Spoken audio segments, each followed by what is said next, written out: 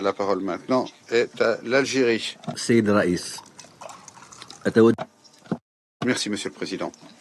Alors, en termes de mon propos, permettez-moi de remercier Son Excellence le secrétaire général adjoint, Monsieur Voronkov, ainsi que la directrice exécutive, Madame German, pour leurs exposés circonstanciés. Monsieur le Président, le 21 janvier, l'Algérie, en tant que président du Conseil, avait organisé une réunion de haut niveau sur la lutte contre le terrorisme en Afrique, afin de sonner l'alarme s'agissant de la très grave situation découlant de l'expansion du terrorisme sur notre continent. Cette réunion a été un tournant dans notre approche collective face à cette menace. La déclaration présidentielle adoptée par le Conseil démontre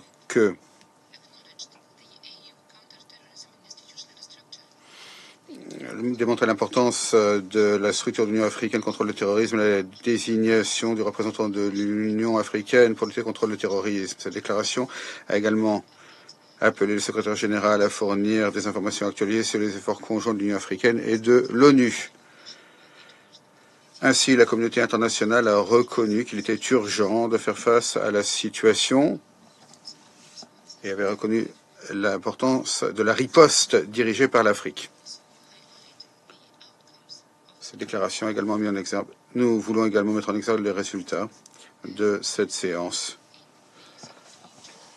comme le montre le rapport du secrétaire général dont nous discutons aujourd'hui. Ce rapport dresse un tableau très clair des tendances alarmantes en matière de terrorisme, notamment en Afrique. Ce rapport montre ce que nous avons constaté sur le terrain, s'agissant du terrorisme en Afrique, et notamment dans le Sahel. Là, agissent des groupes armés très bien équipés qui adoptent des stratégies militaires très perfectionnées. Autre élément extrêmement alarmant, les méthodes de financement de plus en plus complexes utilisées par ces groupes terroristes. Ces méthodes incluent des moyens conventionnels tels que la criminalité organisée, le trafic de stupéfiants, les migrations illégales, la traite des personnes, les enlèvements contre rançon et les nouvelles technologies et les innovations financières.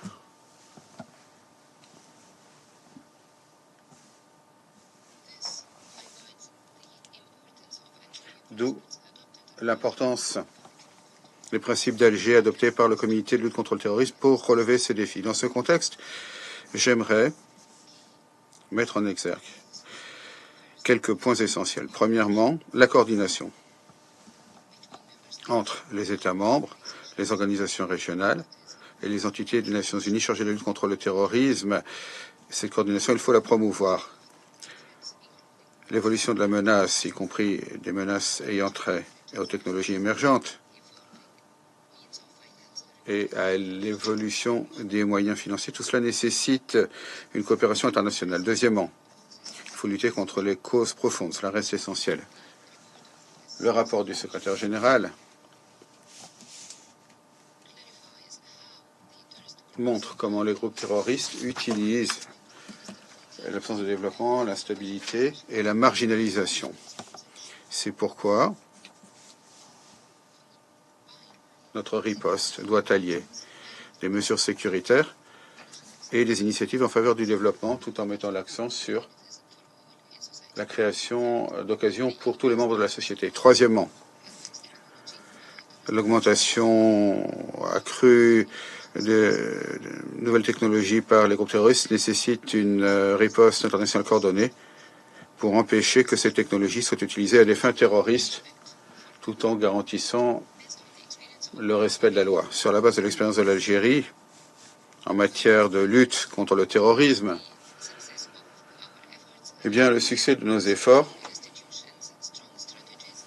nécessite des institutions et des stratégies robustes ainsi qu'une riposte globale, l'unité et la détermination. Pour conclure, l'Algérie réitère son engagement à mettre en œuvre la stratégie mondiale de lutte antiterroriste et les résolutions du Conseil de sécurité.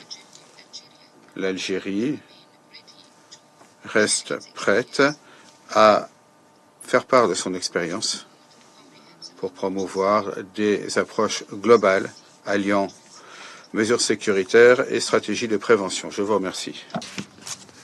Je remercie le représentant de l'Algérie.